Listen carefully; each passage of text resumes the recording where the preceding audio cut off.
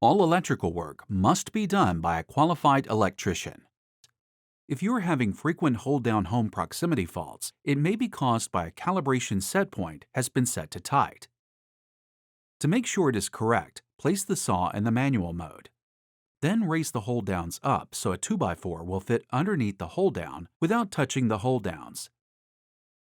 Place a 2x4 on the in-feed conveyor and jog the conveyor forward until the 2x4 is underneath the hold-downs. Next, bring the hold-downs down until the chain on the hold-down just touches the top of the 2x4 and the chain is seated in the channel on the hold-down shoe. There should be no tension on the springs on the hold-down at this time. Now with a pencil, mark a line on the rack gear right at the bottom of the tube that the rack gear travels through. Next, move the hold-downs down until the pencil mark moves down 1/2 inch from the bottom of the tube. Go to the calibration page, select the calibration for one of the hold-downs. Choose the vertical calibration for that hold-down.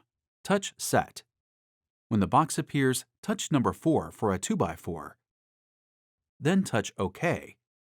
Then Enter. Now touch Exit. Then select the other hold-down and do the same thing. Your calibration set point should now be set correctly. Move the pointer if needed to the 2x4 position as a reference point for recalibration when needed.